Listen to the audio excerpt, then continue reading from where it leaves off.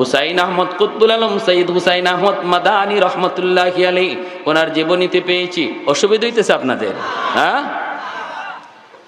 রেলগাড়িতে উঠছেন, পাশের সিট, ওনার পাশেই যে বসে সে হলো হিন্দু মানুষ।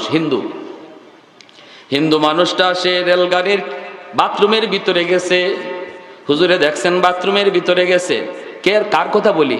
শাইখুল ইসলাম কুতবুল আলম সৈয়দ হুসাইন আহমদ মাদানী রহমতুল্লাহি আলাইহি, সদর শাহ হুজুর রাহিমাহুল্লাহর খাস উস্তাদ, পীরজি হুজুর রহমতুল্লাহি আলাইহির উস্তাদ, হাফিজ হুজুর রহমতুল্লাহি আলাইহির উস্তাদ।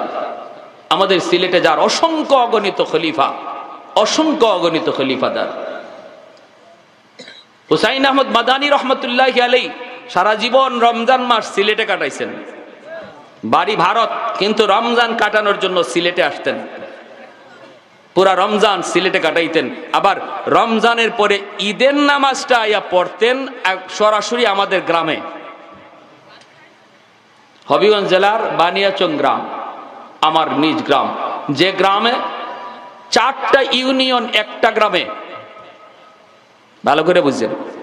আপনাদের এলাকার কয়েকটা গ্রাম মিলাইয়া একটা ইউনিয়ন হয়, ঠিক না? আর আমাদের গ্রামটা 4টা ইউনিয়নে মিলে একটা গ্রাম হইছে। এজন্য পৃথিবীর শ্রেষ্ঠ গ্রাম, বৃহত্তম গ্রাম বানিয়াচং গ্রাম। দাওয়াত দিলাম আপনাদেরকে যাওয়ার জন্য, দেখতে যাবেন। আপনার সারাদিন লাগবে শুধু গ্রামের এই মাথার ওই মাথা খুঁজতে। যদি একজন মানুষের নাম জিজ্ঞেস করেন, কেউ বলতে পারবে না। আপনাকে বলতে হবে ঢাকা শহরের মতো কোন পাড়া, কোন মহল্লা, কোথায়, কোন মহল্লার বাড়ি, কোন পাড়ার লোক, কোন ইউনিয়নের লোক, এগুলা বললে পাওয়া যায়। সেই গ্রামে কুতবুল আলম সৈয়দ হুসাইন আহমদ মাদানী রহমতুল্লাহি আলাইহি ঈদের নামাজ পড়তেন। কি বুঝেন? ঈদের নামাজ মানুষ কাদের সাথে পড়ে? যাকে বেশি আপন ভাবে, ঠিক না? সবচেয়ে আপন কাছের মানুষ যাদেরকে মনে করে তাদের সাথে ঈদের নামাজ পড়ে। শাইখুল ইসলাম কুতবুল আলম সৈয়দ হুসাইন আহমদ মাদানী রহমতুল্লাহি আলাইহি ইনি ঈদের নামাজ পড়তেন। এজন্য আমাদের গ্রামেই, শুধু আমাদের গ্রামেই ওনার খলিফা আছে 7 জন খলিফা আমাদের গ্রামে, যারা কেউ এখন নাই, সবাই জান্নাতে চলে গেছে। তো হিন্দু লোকটা বাথরুমে গেল, উনি দেখলেন বাথরুম থেকে আবার বাথরুম না সেরেই সে চলে আসলো। মাদানী আলাইহি রহমত জিজ্ঞেস করতেছেন হিন্দিতে যে তুমি গেলা, চলে আসছো যে? কয় বাথরুম ভালো না, কে নষ্ট করে তো রাখছে, বাথরুম নষ্ট করে ফেলছে, এর জন্য রুচি হয় নাই। সে শাইখুল ইসলাম কুতবুল আলম হুসাইন আহমদ মাদানী রহমতুল্লাহ 18 বৎসর যিনি হাদিস পড়াইছেন আমার নবীর রওজার পাশে বৈশা নবীরে শোনায়া নবীর হাদিস পড়াইছেন 18 বৎসর। এক হাদিস পড়াইতে যাইয়া হায়াত নবীর মাসালা আসলো, নবী কবরে জিন্দা না মুর্দা। ছাত্ররা বলতেছে হুজুর নবী কবরে জিন্দা, এটা আমাদের বুঝে পড়ে না, যুক্তিতে ধরে না। হুজুর আমরা তো বুঝলাম, আপনার কথায় বুঝলাম, হাদিসের ভাষায় বুঝলাম নবীরা কবরে জিন্দা, কিন্তু জিন্দা কেমনে, মরা মানুষ জিন্দা কেমনে আমাদের বুঝে আসে না। হুসাইন আহমদ মাদানী বলেন তোমাদের বুঝে আসে না, নবী কবরে জিন্দা বুঝে আসে না? তাহলে একটু তাকাও, একটু রওজার দিকে তাকাও। সমস্ত ছাত্ররা ঘুরে রওজার দিকে তাকাইছে, দেখে আল্লাহ সব কুদরতি পর্দা সরায়া নবী যে শুয়ে আছেন সব ছাত্ররে আল্লাহ দেখাইয়া দিছে। সুবহানাল্লাহ, কত বড় বুজুর্গ ছিলেন, যার সালামের জবাব, যিনি যখন সালাম দিচ্ছেন আসসালামু আলাইকুম ইয়া জাদ্দি, দাদা আপনাকে আমার সালাম, নবীর বংশের লোক তো, নবী যে সালাম দিচ্ছেন ইয়া ওয়ালাদি কইয়া সমস্ত উপস্থিত মানুষ শুনছে। আল্লাহ নবীর সালামের উত্তর, তার সালামের উত্তর নবী যে দিচ্ছেন সবাই শুনছে। শেখ কুতবুল আলম সৈয়দ হুসাইন আহমদ মাদানী রহমতুল্লাহ আলাইহি ইনি ওই হিন্দু লোকটার এই কথা শোনার পর একটু সময় কাটাইছেন। এরপরে উনি বাথরুমে ঢুকছেন, ঢুকিয়া বাথরুমে ওনার ধরে নাই, বাথরুমে চাপ নাই, বাথরুমে ঢুকিয়া এই বাথরুম নিজে হাত দিয়া পানি ব্যবহার কইরা পরিষ্কার করছেন। বাথরুম পরিষ্কার কইরা তিনি বের হয়ে আসছেন। আয়েশা বলতেছেন ভাই আপ যাও, এখন যাও, আমি তো বাথরুম করে আসলাম। কই বাথরুমতে কোনো অসুবিধা নেই, বাথরুম ভালো পরিষ্কার, এখন যাও। পরে হিন্দু লোকটা যায় বাথরুম করে আসলো, গেহে একদম পায় পরিষ্কার স্বচ্ছ পরিচ্ছন্ন হয়ে রয়েছে। এরা হলেন আমার নবীর খুলুক আজিমের ওয়ারিস, আমার নবীর খুলুক আজিমের ওয়ারিস। কারণ আমার নবী ইহুদি পায়খানা করে বিছানা নষ্ট করে গেছিল, মায়ার নবীর ইহুদি মেহমান হিসেবে এসেছিল আমার নবীকে খুন করার জন্য, নবীকে হত্যা করার জন্য। সেই ইহুদি হত্যা তো করতে পারে নাই, আল্লাহ সাহায্য করেছেন। যাবার সময় তার পেট খারাপ হয়ে গেছিল, সে বাথরুম নষ্ট করে বিছানা নষ্ট করে ফেলেছে মায়ার নবীর।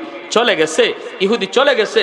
বেশ দূর যাওয়ার পর শেষ সাইতে ইহুদি চলে যায়, পালায়া ভাগতেছে। মোহাম্মদ যদি আয় আমারে পায় তাহলে হত্যা করে ফেলবে। হায়, আমি তো মারতে পারবো না, আমি তো মরে যাব।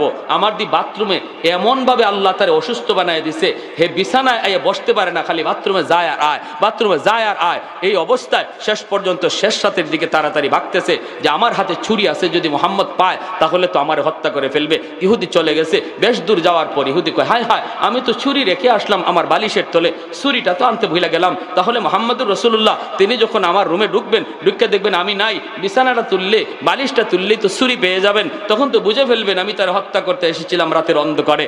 আমি আর কদ্দূর যাব, আমাকে ধরে ফেলবে। তাড়াতাড়ি করে ছুরিটা নিয়ে আসি। সে দৌড়ে আসছে, আবার আইসা দেখে আল্লাহর নবী তিনি সে ঘরে তার রুমে পৌঁছার আগে নবীজি শেষ সাথে মেহমানের কি অসুবিধা হয়েছে কিনা, মেহমান কোন অবস্থায় আছে এটা দেখার জন্য নবী ঘরে ঢুকে গেছেন। ঢুকে আল্লাহ নবী দেখেন পুরা বিছানা নষ্ট, বিছানা নষ্ট।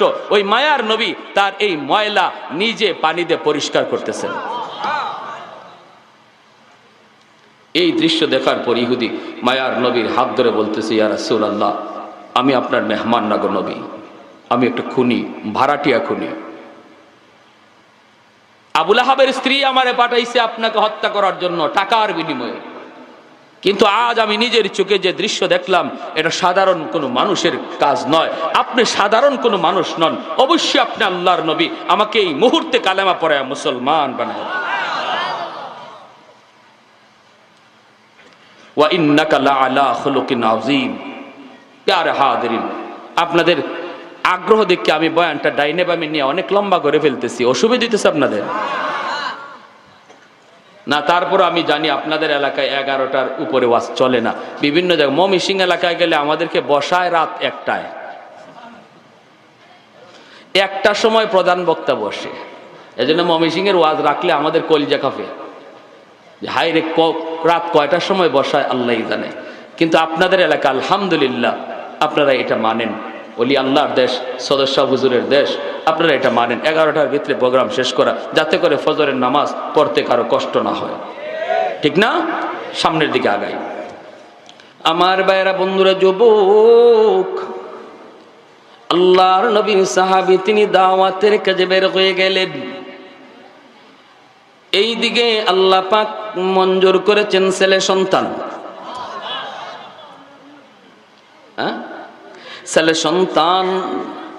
মার কাছে সন্তান আস্তে আস্তে বড় হতে লাগলেন। মা বাবা হলো সন্তানের সর্বপ্রথম শিক্ষক, ঘর হলো সন্তানের সর্বপ্রথম বিদ্যালয়। ঘর থেকেই সন্তান যা কিছু দেখে তাই সবার আগে শিখে। বাবাকে যা দেখতে দেখে, যা করতে দেখে সন্তান তাই শিখে। মাকে যা করতে দেখে সন্তান তাই শিখে। এজন্য মনে রাখবেন, বাবার চেয়েও মায়ের গুরুত্ব অনেক বেশি। মার আমলটাকে সন্তানরা বেশি ফলো করে, বাবাকে কম পায়, মাকে বেশি পায়। পেটের মধ্যে যতদিন, গর্ভে ছিল যতদিন, ততদিন মায়ের সাথেই সন্তান। দুধ খাইল যতদিন, ততদিনও মায়ের সাথেই। এরপরে বাবা তো ঘরের বাহিনী কাজকর্মে লিপ্ত, বাবাকে বেশি পায় না, মাকে সন্তানরা বেশি টাইম পায়। এজন্য মার আমলটা সন্তানের উপরে বেশি আসর করে।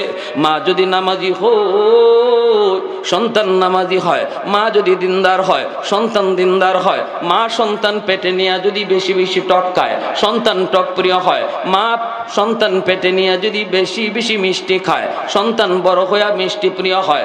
মা সন্তান পেটে নিয়ে যদি বেশি বেশি ঘুমায়, সন্তান অলস হয়। সন্তান পেটে নিয়ে মা যদি বেশি বেশি গান বাজনা শুনে, সন্তান বড় হইয়া গানের হাফিজ হয়। পেটে সন্তান লইয়া মা যদি বেশি বেশি কোরআন তেলাওয়াত করে, রে আল্লাহর গোলাম, সন্তান বড় হইয়া কোরআনের হাফেজ হয়। পর্দার ভিতরে যদি মা চলে সন্তান মেধাবী হয়, বেপরদায় চলে সন্তান গবি হয়, সন্তান মেধাবী হয় না, বোকা হয়, বোকা ব্রেন ডিলা হয়। এজন্য মনে রাখবা, আল্লাহর নবী রহমতের নবী বলেন, আল মারআতু রাইয়াতুন আলা বাইতি যাওজিহা ওয়া ওয়ালাদিহি। নবী বলেন, মার কাছ থেকে আল্লাহ পাক হিসাব নিবে, স্বামীর ঘরের হিসাব নিবে, সন্তানের হিসাবটাও মার কাছ থেকে আল্লাহ বেশি নিবে। বাবার চেয়ে মাকে আল্লাহ বেশি জিজ্ঞেস করবে। এজন্য মায়েরা আমার খেয়াল করে শুনো, আব্দুর রহমান রাদিয়াল্লাহু তাআলা আনহু তিনি তো চলে গেলেন দাওয়াতের কাজে গো। এইবার একজন মায়ের ভূমিকা তুমি একটু লক্ষ্য করে শোনো, আল্লাহর বান্দি কেমন ছিলেন আব্দুর রহমান রাদিয়াল্লাহু তাআলা আনহুর স্ত্রী, কেমন ছিলেন একজন মা, কেমন ছিলেন একজন মা। সন্তানটার নাম রাখলেন রবিআতুর রায়। রবিয়া শব্দের অর্থ হলো বসন্তকালের বাতাস। এত সুন্দর একটা নাম রেখেছেন। সন্তান মাকে দেখে বড় হইতেছে, মক্তবে যাওয়ার বয়স, মাদ্রাসায় পড়ার বয়স যখন হলো, মা স্বামীর ওসিয়ত মতো নিয়ে গেলেন মদিনার মাদ্রাসায়, মসজিদে নববীর মাদ্রাসায় নিয়ে তিনি ভর্তি করলেন।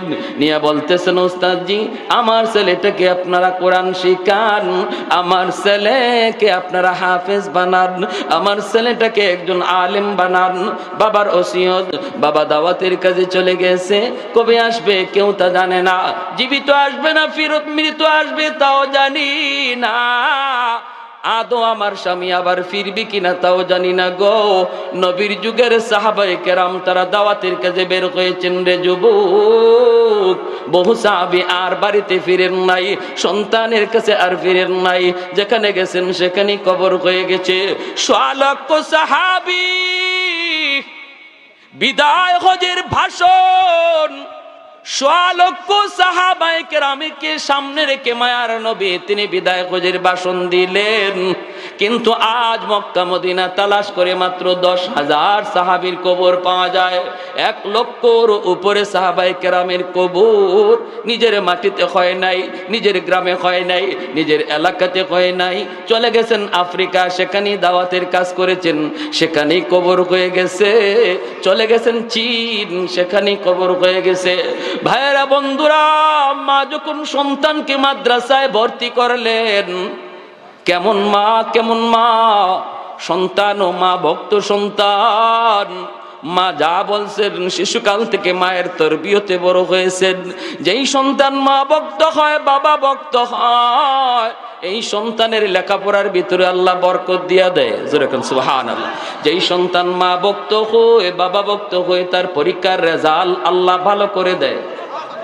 এরে যুবক, মার কথা অমান্য কইরো না, বাবার কথা অমান্য কইরো না রে। মা যদি কোনো কিছু নিষেধ করে, বাবা যদি নিষেধ করে, মনে রাখবা সেটা তোমার ভালোর জন্য করে। বাপ মা সন্তানের সর্বদা ভালো চায়, কখনো খারাপ চায় না। আজ বুঝো না কাল বুঝবা, আজ বুঝো না সময়ে বুঝবা। যেদিন তুমি বুঝবা ওই দিন আর কোনো কাজ হবে না, লাভ হবে না, শুধু চোখের পানি ঝরাইবারে যুবক। এজন্য বলি একটু মনোযোগ দিয়ে কথাগুলি শোনো, দিলের কান দিয়ে কথাগুলি শোনো। ছাত্রদের ভিতরে তিনিও পড়ালেখায় মগ্ন হয়ে গেলেন। উস্তাদগণ তারা পড়াইতেছেন। অল্প দিনের ভিতরেই উস্তাদগণ টের পাইলেন এই ছাত্র রবিয়া সাধারণ 10টা ছাত্রের মতো নয়, আল্লাহ তারে অতিরিক্ত কিছু জ্ঞান আল্লাহ দান করেছে। যেই জ্ঞানটার নাম হলো ইলমে লাদুনি, আল্লাহর দেওয়া জ্ঞান, আল্লাহর দেওয়া দেখেন, আল্লাহর দেওয়া মেধা আল্লাহ তারে দান করেছেন। অল্প দিনের ভিতরে তিনি মাদ্রাসার 1 নাম্বার ছাত্র। যেই কিতাব পড়েন এই কিতাব সাথে সাথে মুখস্থ হয়ে যায়, যেই কিতাব পড়েন এই কিতাব সাথে সাথে মুখস্থ হয়ে যায়। অল্প দিনের ভিতরেই তার পড়ালেখা শেষ। সকল ছাত্র 1 বছরে 1 ক্লাস পার হয়, হযরত রবিয়া 1 বছরে 2 ক্লাস পার হয়। সাধারণ কোন মেধা নয়। 16 বৎসর কেটে গেল, 16 বৎসর। এইদিকে রবিয়া তিনি জানেন না বাবা জীবিত নাকি মৃত, বাবা দুনিয়া আছে না নাই। ছেলে তিনি জানেন না, মায়ের কাছ থেকে শুধু মাঝে মাঝে জিজ্ঞেস করে, মা গো আমার আব্বা কেমন, আমার আব্বার চেহারাটা কেমন গো, আমার আব্বার পোশাকটা কেমন, আব্বা লম্বায় কদ্দুর কেমন। মায়ের কাছ থেকে বাবা শুধু জানতে চায়। যেই সন্তান জন্মের পর থেকে বাবা পায় না, সেই জানে বাবার অভাবটা কেমন। আমার নবী রহমতের নবী জন্মের পরেই তিনি বাবা পান নাই। এজন্য বাবা ডাক্তার ভিতরে কত মায়া কত মধু আমার নবিতা জানতেন না। আব্বু ডাক্তার ভিতরে কত মায়া নবিতা বুঝতেন না। যখনই কোনো শিশু বাচ্চা আব্বু কইয়া বাবারে জড়ায়া ধরতো, মায়ার নবী দেখে দেখে চোখের পানি জড়ায়া কানতেন। আজ যদি আমার আব্বা দুনিয়ায় থাকতো, আমিও তো আব্বু কইয়া এইভাবে জড়ায়া ধরতাম। ভাইরা বন্ধুরা, রবিয়া বাবার অভাব তিনি টের পাইতেছেন, কিন্তু মা তিনি তো মা না, তিনি তো বাবার মতোই। মায়ের আদর, বাবার স্নেহ, মায়া, মমতা সব দিয়ে তিনি বড় করতেছেন। 16 বৎসরের ভিতরে রবিয়া তিনি মাদ্রাসার সব পড়ালেখা শেষ কইরা এই মাদ্রাসারই হেড মুহাদ্দিস হয়ে গেলেন। মদিনার সবচেয়ে বড় মুহাদ্দিস, মদিনার সবচেয়ে বড় মুহাদ্দিস, এই মাদ্রাসারই উস্তাদ, এই মাদ্রাসারই মুহাদ্দিস হয়ে গেলেন। পৃথিবীর বিভিন্ন দেশের ছাত্ররা ওনার কাছে পড়তে বসে, বিভিন্ন মাযহাবের ছাত্ররা পড়তে বসে। ইনি তো লেকচার দেন, ইনি লেকচার দেন। ওনার লেকচার হাদিসের এই হাদিসের ব্যাখ্যা শোনার জন্য হাজারো হাজারো ছাত্র এসে জমা হয়ে যায়। শুধু তাই নয়, মদিনার মানুষ, মদিনার উলামায়ে কেরাম, মদিনার সমস্ত মানুষ মায়া করে, মহব্বত করে, শ্রদ্ধা করে হযরত রবিআকে। মদিনার মসজিদ আমার নবীর মসজিদ, যেই মসজিদের মিম্বরে দাঁড়ায়া মায়ার নবী নামাজ পড়াইতেন, ওই জায়গার ইমাম রবিআকে বানায়া দিলে মদিনার মসজিদের ইমাম। মার দিলটা কত খুশি হয়েছে, মার দিলটা কত খুশি হয়েছে। একজন মা জানে গো, সন্তান যখন হাফেজে কোরআন হয়, একজন বাবা জানে সন্তান যখন মুফতি মুহাদ্দিস হয়, তখন বাবার দিল কি পরিমাণ খুশি হয়। এজন্য মা দিল থেকে খুশি, আমার সন্তান শুধু মুহাদ্দিস না, মদিনার মসজিদের ইমাম। চতুর্দিকে রবিয়ার সুনাম ছড়ায় পড়লো।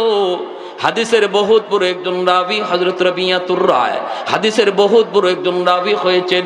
অসংখ্য হাদিস তিনি নিজে বর্ণনা করেছেন। ইমাম বুখারী, ইমাম মুসলিম, ইমাম তিরমিজি, ইমাম আবু দাউদ সবাই তার riwayaতের হাদিস তারা এনেছেন। হযরত রবিয়াতুর রায়, হযরত রবিয়াতুর রায় তিনি এত বড় মুহাদ্দিস। 16টা বছর কেটে গেল। একদিন রবিয়া মাকে নিয়ে ঘরে দাঁড়ায় আছেন। ঘর থেকে বের হয়েছেন, মা সন্তানকে বিদায় দিবেন, বিদায় দিবেন, বিদায় দিবেন। রবিয়া তিনি চলে যাবেন, ক্লাসের টাইম হয়ে গেল। ঘরে আর কেউ নাই, মা আর ছেলে, আর তো ঘরে কেউ নাই।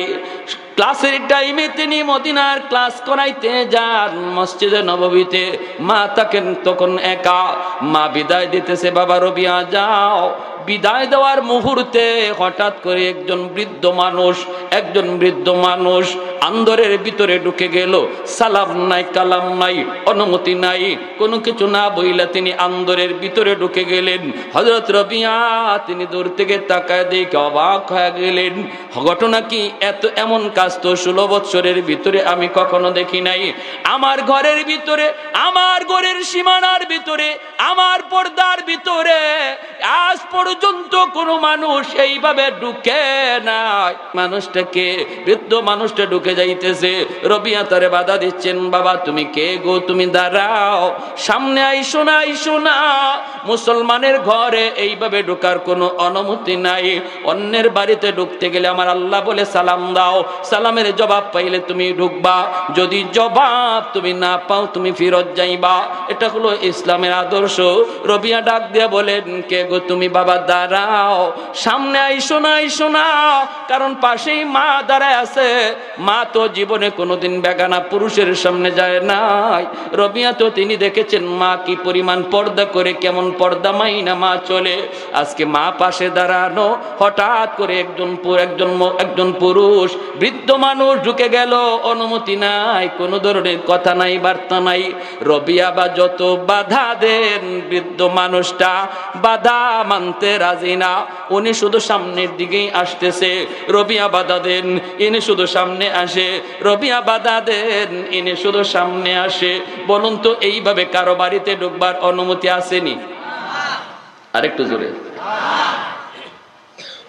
নিজের ঘরে ঢুকবার আগেও সালাম দিতে হয়, তাহলে অন্যের বাড়িতে কথা না বইলা, অনুমতি না নিয়া কিভাবে ঢুকেন? ভাবি গো, ভাবি ভাবি ভাবি কইতে কইতে ঘরে ঢুকে একদম রান্নাঘরে গিয়ে হাজির।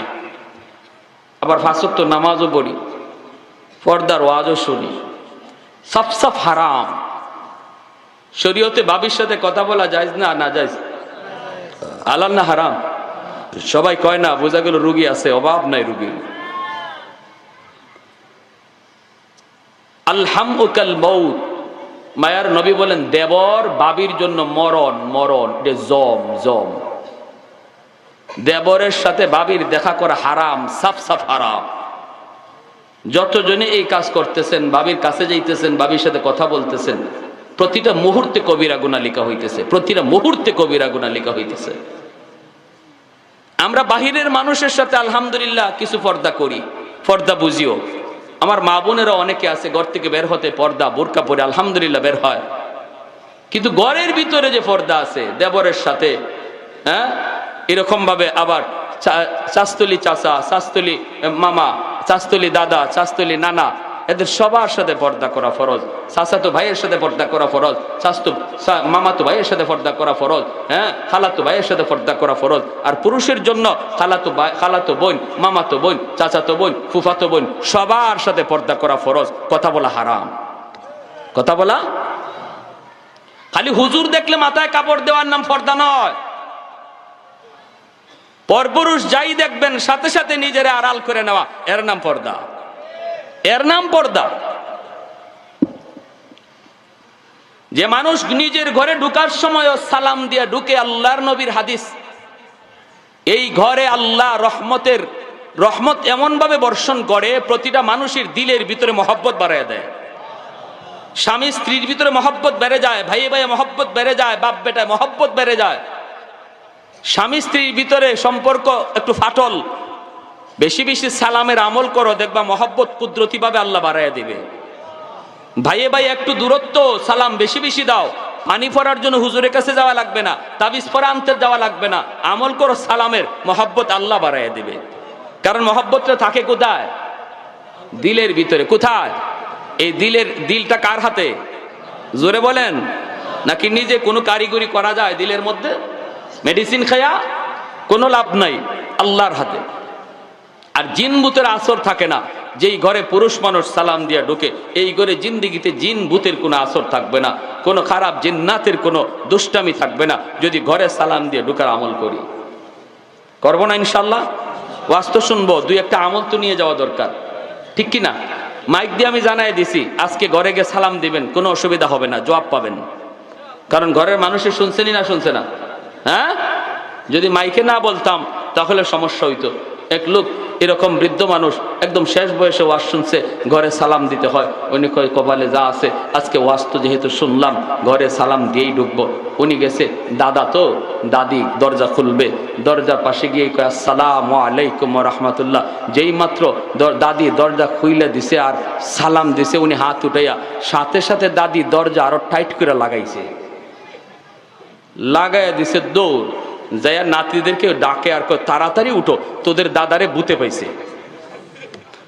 বলছিলাম এত রাত্রে ওয়াজও যাইতো না, কোন বট গাছের তল দিয়ে মনে আসছে। তখন উনি দূর থেকে কয় না না, আমারে বুতে পাই নাই, তুমি তো বুঝো না, আমি হুজুরের ওয়াজের উপরে আমল করছি, সুন্নতের আমল করছি, সালাম দেওয়া সুন্নত।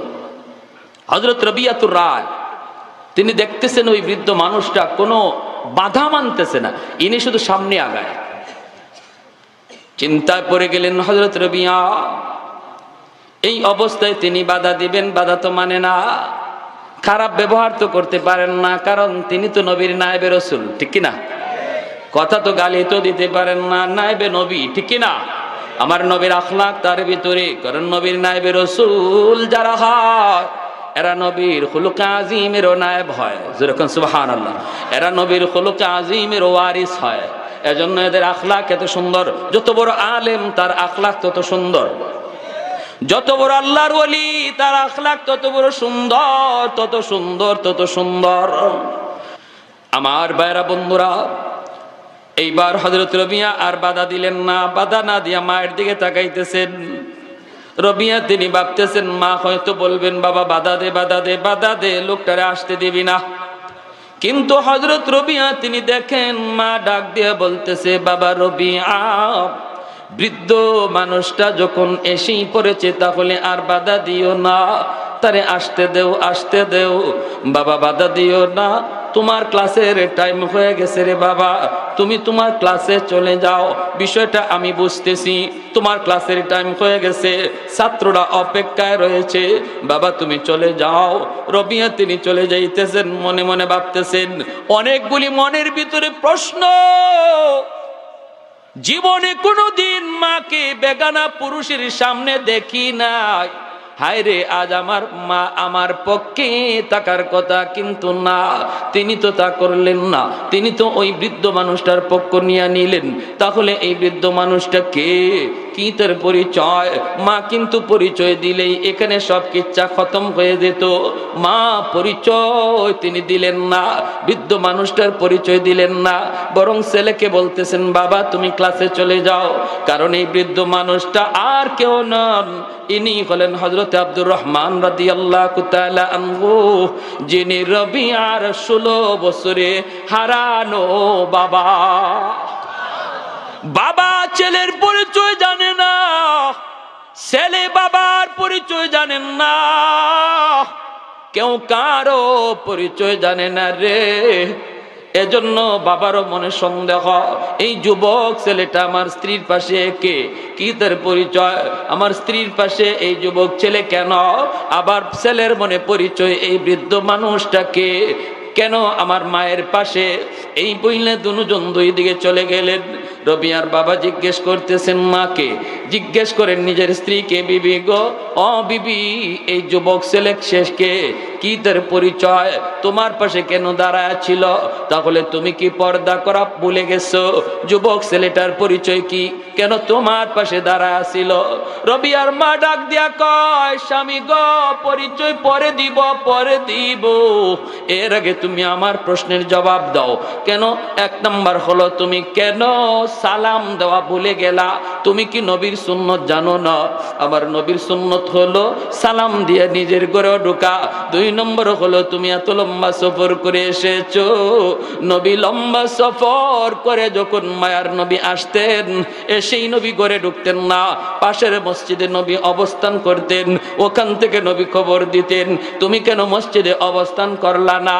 3 নম্বর হলো এত লম্বা সফর 16 বছর পরে এসেছো, এর ভিতরে তুমি নবীর রওজা 16 বছরে কোনোদিন দেখো নাই, আজকে এসেছো, তুমি কি মায়ার নবীর রওজা জিয়ারত করবা না? তুমি আগে কেন ঘরে আসলা? কেন তুমি নবীর রওজা জিয়ারত করলা না?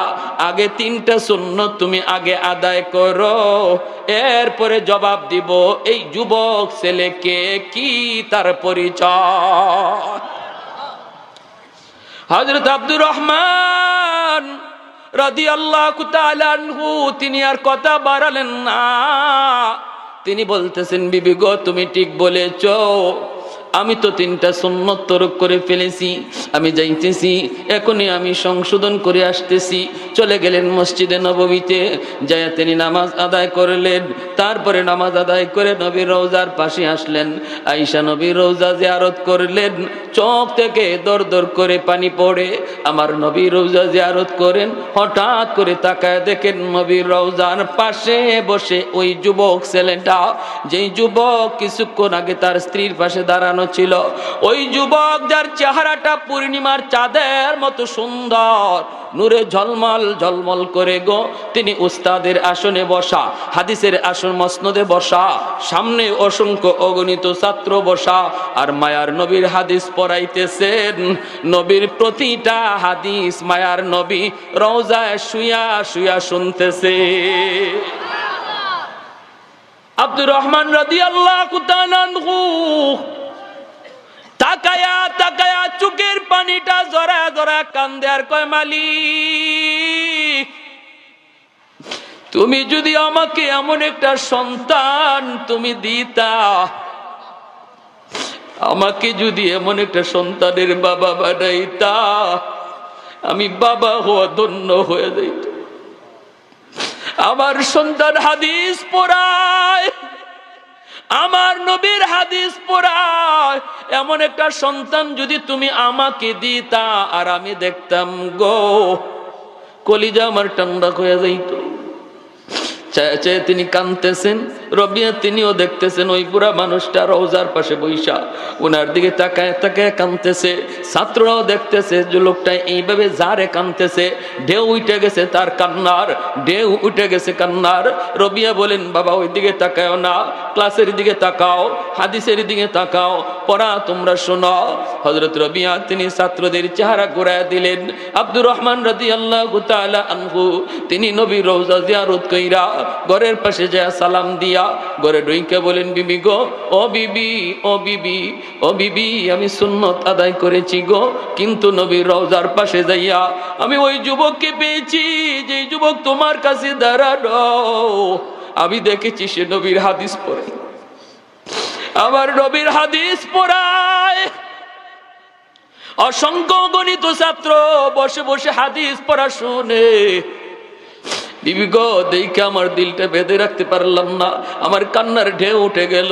আল্লাহ যদি আমাকে এমন একটা সন্তান দিত, আমি যদি এমন একটা সন্তানের বাবা হইতাম, এমন একটা সন্তানের বাবা হইতাম, আমি যদি হাসরের মাঠে পরিচয় দিতে পারতাম, মালিক আমি একজন মুহাদ্দিসের আব্বা, আমি একজন হাফেজে কোরআনের আব্বা, আমি একজন মুফতি সাহেবের আব্বা, এই পরিচয় যদি আমি আল্লাহর সামনে দিতে পারতাম গো বিবি, আমার তো এখনো কান্না থামে না।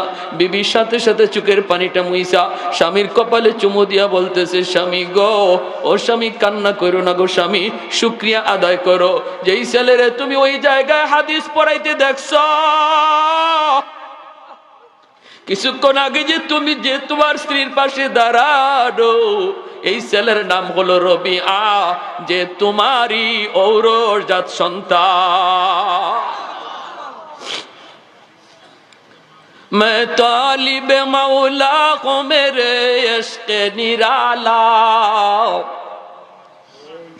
मैं तालिब मौला को मेरे इश्क निराला, है जुमला जहां जिनके तजल्ली से उजाला, है जुमला जहां जिनके तजल्ली से उजाला, ما درود جگہ غیر خدا یار ندارم, جز یاد خدا هیچ دیگر کار ندارم, جز یاد خدا هیچ دیگر کار ندارم. একটু জোরে সুরে বলি আল্লাহু আকবার। রবিয়াতুর রায় পরিচয় পেয়ে গেলেন বাবা, সেই সন্তান হলো তার নিজের সন্তান। সাথে সাথে আল্লাহর কুদরতি কদমে সেজদায় পড়ে কাঁদতেছেন আর বলতেছেন, বিবি গো, ও বিবি, চলো আমার ছেলের কাছে, আমাকে নিয়ে যাও, আমাকে নিয়ে যাও। মা বাবা দুজন আসলেন মসজিদে নববীর কাছে। রবিয়া তিনি তো পড়াইতেছেন, কিন্তু মাথার ভিতরে টেনশন, এই বৃদ্ধ মানুষটাকে কি তার পরিচয়, কি তার পরিচয়। পড়াইতেছেন হাদিস, কিন্তু মনের ভিতরে টেনশন। বাবার টেনশন তো দূর হয়ে গেছে, বাবা পরিচয় পেয়ে গেছে, কিন্তু ছেলে এখনো বাবার পরিচয় পায় নাই। পড়াইতেছেন, টেনশন মাথার ভিতরে। দরজার পাশাপাশি আই সেই মা ডাক দিলেন আড়াল থেকে, পর্দার আড়াল থেকে মা ডাক দিলেন, বাবা রবিআ। যেই মাত্র মায়ের ডাক শুনতে পেলেন রবিআ, সাথে সাথে তিনি পড়া বন্ধ করলেন, বন্ধ করে চলে আসতেছেন। তিনি তো মা ভক্ত সন্তান, সারা জীবন মায়ের কথার অমান্য করেন নাই গো। এজন্য আল্লাহ জিন্দেগি উজালা করে দিছে, আল্লাহ ভবিষ্যৎ সুন্দর করে দিছে। এর যুবক, বাপ মার কথাকে 100 মাইনা চলো, আল্লাহ তোমার দুনিয়ার সামনের জীবনটা উজ্জ্বল করে দিবে, সামনের সমস্ত পথগুলি আল্লাহ আসান করে দিবে, লেখাপড়ার সব ঘাটগুলি আল্লাহ তোমার জন্য সহজ করে দিবে। তুমি ব্যবসা করো, ব্যবসায় উন্নতি চাও, বাপ মারে খুশি রাখো, চাকরি চাও, বাপ মারে খুশি রাখো। যখনই বাপ মার অন্তর থেকে দোয়া আসবে, আল্লাহ পাক তোমার দুনিয়ার জীবনের সবগুলি বাধা দূর করে দিবে। জোরে কোন সুবহানাল্লাহ। সবগুলি বাধা আল্লাহ দূর করে দিবে। রবিয়া তিনি পড়া বন্ধ করে তিনি আসলেন মায়ের কাছে। আয়েশা তিনি দেখেন, হায় হায়, ওই বৃদ্ধ মানুষটা এখনো মায়ের কাছে দাঁড়ানো, মায়ের কাছে এখনো দাঁড়ানো। রবিয়া তিনি তো পরিচয় পান না তিনি কে। এমনি কাছে আয়েশা মাথাটা নিচের দিকে দিয়ে দাঁড়ায় রইছেন লজ্জায়। মা তখন ডাক দিয়া বলতেছে, কাছে গিয়া কপালে চুমু দিয়া কই, বাবা রবিয়া, লজ্জা পাইতেছো বাবা? লজ্জা পাওয়ার কারণ নাই, তোমার মা জীবনে কোনোদিন পর্দা লঙ্ঘন করে নাই, পর্দার ভিতরে তাইকে আমি তোমাকে লালন পালন করেছি। এজন্য আল্লাহ তোমার জেহেন যাকাত মেধা শক্তি বাড়ায় দিছে। শেষ বয়সে মা পর্দার ব্যাঘাত ঘটাই মুনারে বাবা, যারে তুমি পাশে দেখতেছো ইনি বেগানা কেউ নয়, ইনি তোমার বাবা, যিনি 16 বছর আগে দাওয়াতের কাজে বের হয়েছিলেন। বাপ বেটায় কোলাকুলি, বাবা সন্তানকে বুকে জড়ায় কান্দে, সন্তান বাবাকে জড়ায় ধরে কান্দে। বাবায় কান্দে, আল্লাহ গো, তুমি যে আমাকে এমন একটা সন্তান উপহার দিয়েছো, আল্লাহ তুমি যে আমারে এমন সন্তান দিয়েছো। আর ছেলে কান্দে, আল্লাহ তুমি যে আমারে আমার আব্বারে দেখাইছো, আব্বারে যে দেখাইছো। এই বইলা বাপ বেটা দুজন কান্দে। বাবা কপালে চুমু খায়, সন্তান বাবার কপালে চুমু খায়। বাবা মনে রাখো, এই অবস্থায় দুজন যখন বাড়ির দিকে রওনা দিবে, বাড়ির দিকে রওনা দিবে, কে আগে যাবে কে পিছনে যাবে, এই নিয়ে লাগছে এখন একটু, এই নিয়ে বিতর্ক। বাবাই কয় ছেলে রে, বাবা রবিয়া তুমি আগে যাও, আমরা তোমার পিছনে পিছনে হাঁটবো। কিন্তু ছেলে কয়, না না বাবা, আমি আগে না, বাবা তুমি আগে যাও, তুমি বড়, বাবা তুমি বড়, তুমি আব্বা তুমি আগে যাও, আমরা পিছনে যাব। বাবাই কয়, না বাবা আমি বড় না, তুমি বড়, তুমি আগে যাও, আমরা পিছনে যাব। কিন্তু ছেলে আগে যায় না, ছেলে কয়, না আব্বা তুমি বড়, তুমি আগে, আমরা পিছনে। এটাই হলো মাদ্রাসার শিক্ষার আদব, এটাই হলো আমার নবীর আদব, এটাই হলো কোরআনের শিক্ষার আসর, নবীর শিক্ষার আসর। মাদ্রাসার ছাত্রগুলি দেখবেন উস্তাদের জুতা বাইল করে দেয়, জুতা সোজা করে দেয়, মুরব্বীদের জুতা সোজা করে দেয়। উস্তাদের সাথে ছাত্ররা বেয়াদবি করে না, বাপ মার সাথে বেয়াদবি করে না। শিল্পপতির বাপ মা, শিল্পপতির বাপ মা বৃদ্ধাশ্রমে পাওয়া যায়, কিন্তু হাফেজে কোরআনের বাপ মা, আলেমে দ্বীনের বাপ মা বৃদ্ধাশ্রমে কেউ দেখাতে পারবে না। আওয়াজ দিয়া বলেন ঠিক কি না? ভাইরা বন্ধুরা, রবিয়া বলতেছে, না আব্বা আপনি আগে যান। বাবা কয়, না বাবা তুমি আগে যাও। এই অবস্থায় কে আগে যাবে, কে বড় কে বড় কে বড়, এই নিয়ে লাগছে।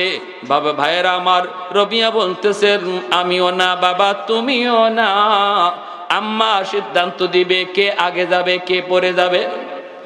মা তুমি বলো গো মা, কে আগে যাবে কে আগে যাবে, কে বড়? মা তুমি ফয়সালা দাও, তোমার সিদ্ধান্তই ফাইনাল সিদ্ধান্ত। যেই মাত্র মার উপরে সিদ্ধান্ত দেওয়া হয়েছে, কেমন মা কেমন মা? মায় কয়, বাবারে যদি আমার সিদ্ধান্ত মেনে নাও, তাহলে আমার যুক্তিতে বলে তুমি বড়, বাবা তুমি আগে যাও, আমরা বাপ মা তোমার পিছনে পিছনে যাব। হযরত রবিয়া কয়, মা কেমন করে তুমি কোন যুক্তিতে এই সিদ্ধান্ত দিয়েছো, কোন যুক্তিতে আমি বড়? মা কই, বাবা রে দুনিয়াতে হলে তুমি বড়, আখিরাতেও তুমি বড়। দুনিয়াতেও তুমি বড়, তুমি মসজিদে নববীর ইমাম, তুমি যদি মসজিদে নববীর ইমামতি করো, বাবা যদি তোমার পিছনে নামাজে দাঁড়ায়, বাবা তোমার পিছনেই দাঁড়ায়। ছেলে যদি ইমাম হয়, বাবা মুক্তাদি হয়, ছেলে আগে থাকে, বাবা পিছনে থাকে। দুনিয়াতেও আল্লাহ তোমাকে আগে বাড়ায় দিছে, তোমার বাবা পিছনে। হাসরের ময়দানও আল্লাহ পাক নবীর নায়েব বানায়া তোমাকে সামনে যাইতে বলবে। আর তখন তুমি বলবে, মালিক আমার আব্বা আম্মা ছাড়া আমি জান্নাতে যাইমু না, আমাদেরকে খুঁজা তোমার পিছনে জান্নাত দেওয়া হবে। ভাইরা আমার, খেয়াল করে মনোযোগ দিয়ে শুনো। সমাজের ভিতরে দুই ধরনের প্রতিষ্ঠান। এক হলো জাগতিক শিক্ষা,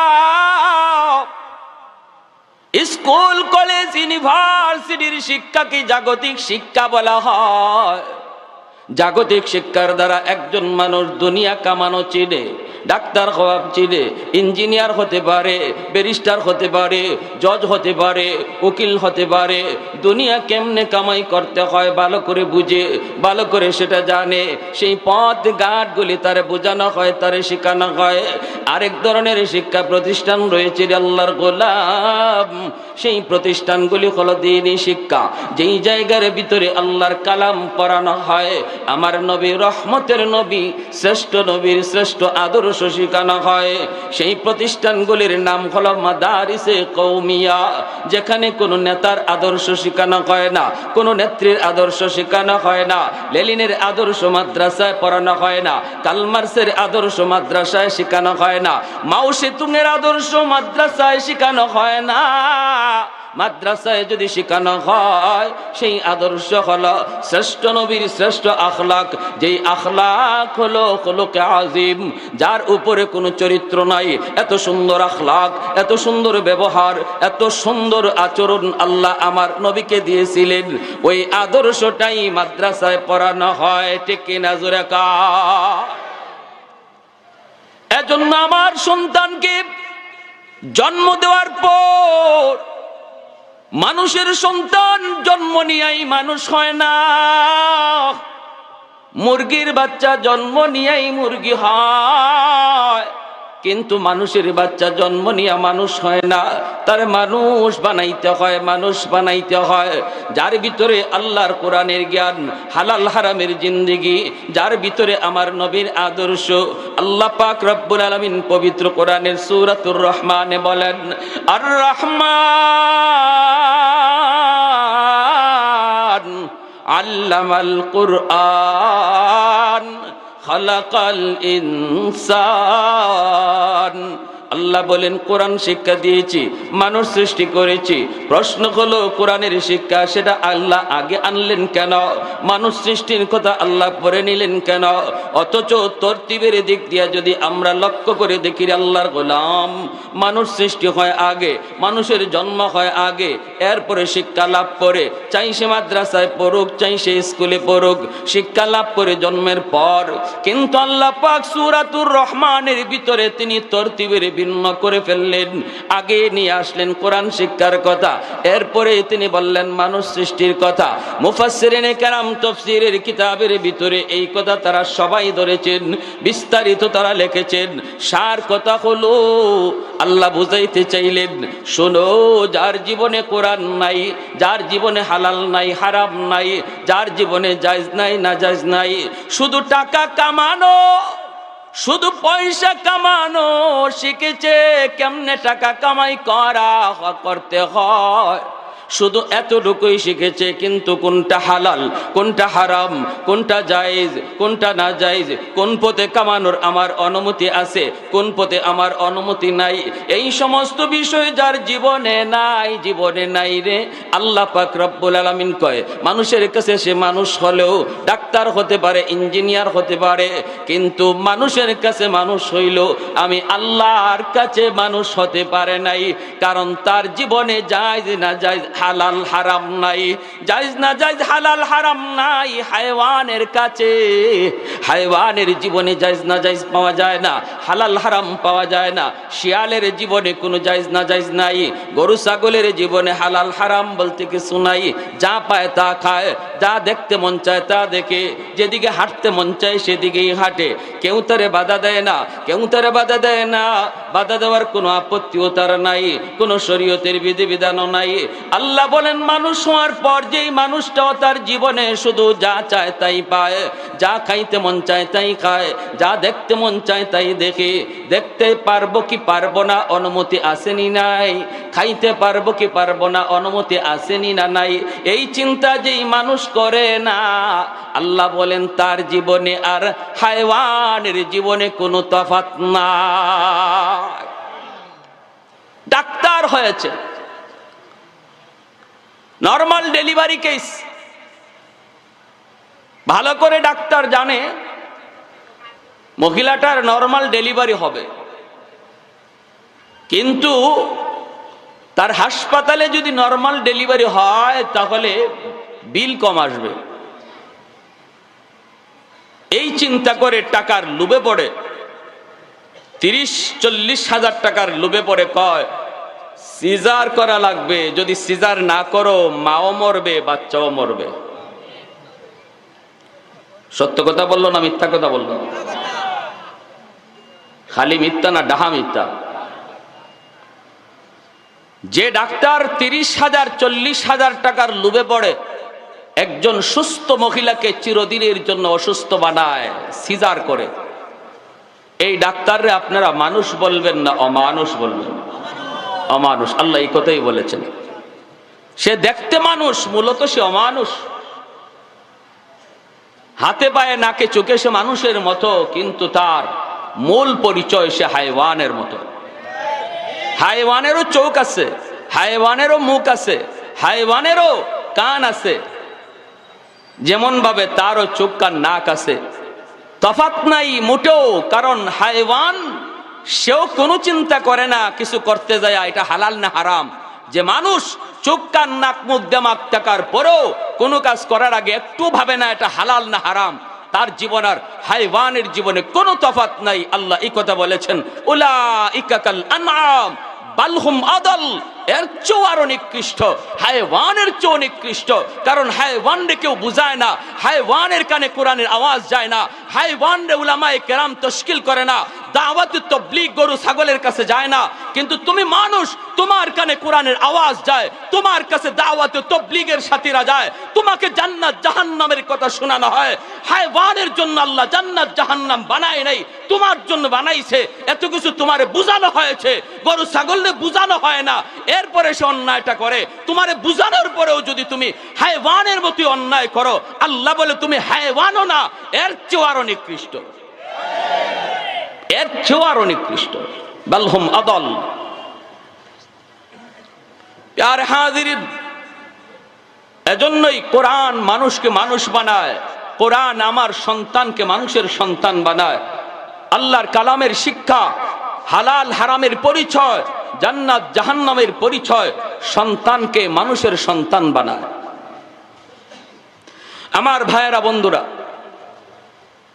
যে সকল বাপ মা শিশু সন্তানের হক নষ্ট করেন, শিশুকালে তার আল্লাহর পরিচয় শেখান না, কোরআন হাদিসের শিক্ষা দেন না, এরা সন্তানের ব্যাপারে বহুত বড় হক নষ্টকারী। আল্লাহর আদালতে তারা আমানতে খেয়ানতকারী হিসাবে কাঠগড়ায় দাঁড়াবে। বাপ মা দাঁড়াবে। মামলা দিবে কে? মামলা দিবে সন্তান, মামলা দিবে সন্তান। সন্তান বলবে আল্লাহ, আমার বাপ মা তারা ভালো করে বুঝতেন কোন শিক্ষা মানুষকে মানুষ বানায়, কোন শিক্ষার দ্বারা তোমার পরিচয় পাওয়া যায়, কোন শিক্ষা লাভের দ্বারা হালাল হারাম জানা যায়। আল্লাহ, আমি ছোট মানুষ ছিলাম, আমি বুঝতাম না, আমি জানতাম না, আমার বাপ মা তো বুঝতেন, কেন তারা আমার ওই শিক্ষা দিল না? আল্লাহ, তোমার আদালতে আমার মামলা। আজ আমি যদি জাহান্নামে হই, আমার বাপ মারে জাহান্নামে আমার চেয়ে ডাবল শাস্তি দাও। রব্বানা আতিহিম দিআফাইন মিনাল আযাব ওয়াল আনহুম লা'নান কাবীরা। ডাবল শাস্তি দাও বাপ মারে। সন্তানের মামলায় বহু বাপমা আল্লাহর আদালতে কাঠগড়ায় দাঁড়ায় থাকবে। সেদিন সন্তান বিন্দু পরিমাণ বাপমার প্রতি দরদ দেখাবে না, একটু ভালোবাসা দেখাবে না, একটু মায়া দেখাবে না। বাপমা বারবার বলবে, বাবারে ভুল হয়ে গেছে, মামলা তুলে নে। সন্তানে বলবে, বাবা চিনি না, পরিচয় জানি না, আজ শুধু আমি আমাকে চিনি, আমি কিভাবে বাঁচবো? তোমাদেরকে দোষী বানায়া যদি আজ হাসরের মাঠে আমার মুক্তির ব্যবস্থা হয়ে যায়, কোনো আপত্তি নাই। বাবা বলবে, বাবা তোর জন্য না জীবন শেষ করে দিলাম, তোর জন্য না আমি রাতকে দিন বানাইলাম, তোর জন্য না রক্ত পানি করলাম। মা বলবে, বাবা কত রাত তোর জন্য পাহারাদারি করলাম, বাবা একটু মাফ করে দে। সন্তান বলবে, কোনো পরিচয় জানি না, কোনো দরদ হাসরের মাঠে চলবে না, আমি শুধু আমাকে চিনি, কিভাবে আজ আমি বাঁচবো? সন্তান চাইবে বাপ মারে বিপদে ফেলাইয়া নিজে বাঁচতে, বাপ মা চাইব সন্তানরে বিপদে ফেলাইয়া নিজে বাঁচতে। কেউ কারো প্রতি হাসরের মাঠে বিন্দু পরিমাণ দরদ দেখাবে না। তাহলে এই সন্তানের জন্য আপনি যেই সন্তানের জন্য রক্ত পানি করে দিনকে রাত বানায়া ইনকাম করতেছেন, সন্তান পালতেছি, খাওয়াইতেছি, এই সন্তানের মামলায় যদি আমি আটকা পড়ি, তাহলে বাঁচার কোনো উপায় আছে? আমার ভাইয়েরা, বন্ধুরা, যুবক, এজন্য খেয়াল করে মনোযোগ দিয়ে শোনো। শিশুকালটা হলো আমার সন্তানের জন্য জীবনের মূল ফাউন্ডেশন। এই মূল ফাউন্ডেশনের বয়সটা তার আগে ঠিক করো।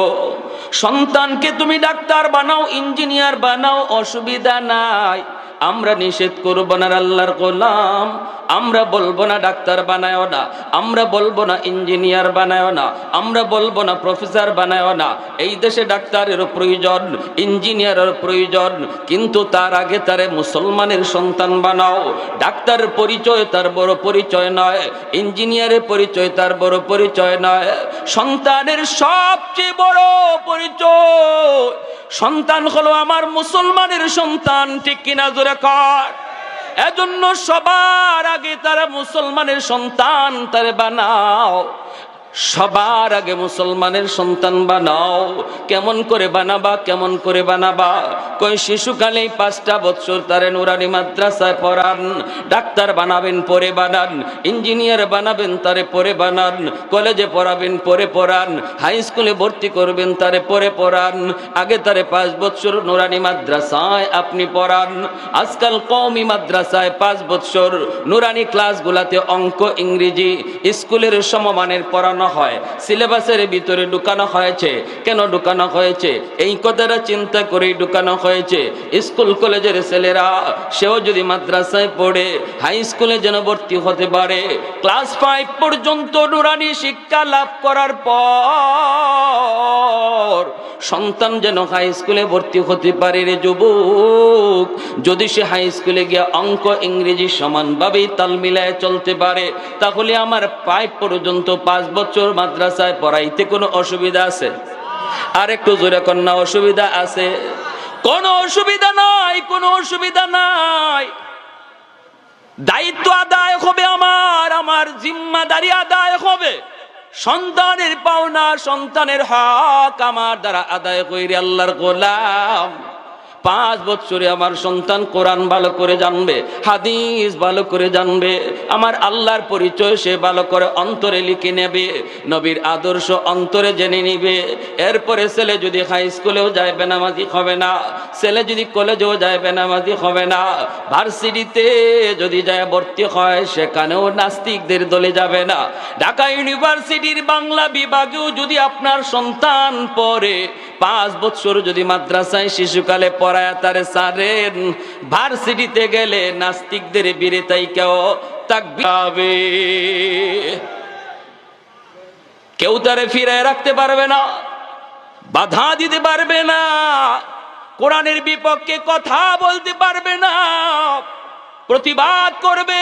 কারণ শিশুকালে তার দিলের ভিতর পাথরে খুদাই করে আল্লাহর নাম, পাথরে খুদাই করে কোরআনের মহব্বত কলিজার ভিতরে আপনি ঢুকায় দিছেন। এজন্য ছেলে ভার্সিটিতে গেলেও সে কোরআনের বিরুদ্ধে বলবে না, মুরব্বীদের সাথে বেয়াদবি করবে না, বাপ মার সাথে বেয়াদবি করবে না, উলামায়ে কেরামের সাথে বেয়াদবি করবে না। ভাইরা বন্ধুরা, জন্য বলি আল্লাহর গোলাম, মনে রাখো সন্তান তুমি জাগতিক শিক্ষায় পড়াও, পড়াইতে চাও, তোমাকে বাধা দেই না রে আল্লাহর গোলাম। কিন্তু হাতে ধরে বলবো, পায়ে ধরে বলবো, যদি আদর্শ সন্তান বানাইতে চাও, যদি তুমি মানুষের সন্তান বানাইতে চাও, মুসলমানের সন্তান যদি বানাইতে চাও, যদি সন্তানের মামলা থেকে আল্লাহর আদালতে বাঁচতে চাও, তাহলে শিশুকালে 5 বছর মাদ্রাসায় পড়াও। এরপরে যদি আপনি তারে ডাক্তার বানান, ইঞ্জিনিয়ার বানান, বাধা নাই। আর যদি আপনি নিয়ত করেন না না আমি ডাক্তার বানাবো না, ইঞ্জিনিয়ারও বানাবো না, আমি হাফেজ কোরআন বানাবো, আলেমে দিন বানাবো, তাহলে তো নূরুন আলা নূর, নূরুন আলা নূর।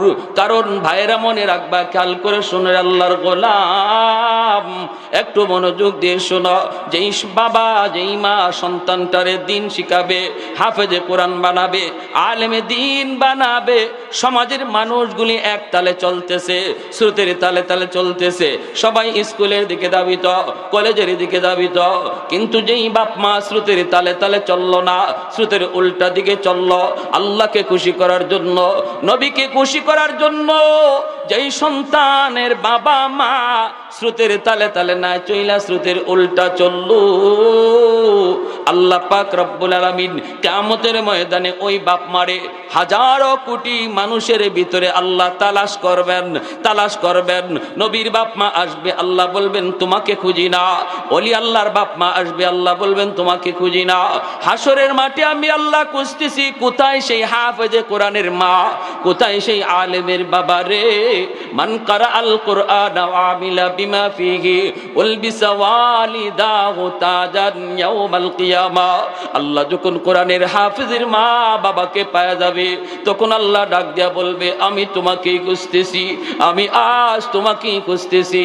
দুনিয়ার জগতে তোমার সন্তানের মাথায় পাগড়ি পরাইছিল তার উস্তাদ, সমাজের মানুষজন রে, কিন্তু আজ হাসরের মাঠে তোমরা বাপ মার মাথায় পাগড়ি পরাবো আমি আল্লাহ নিজে। লা জিদ্দা লা নিদ্দা।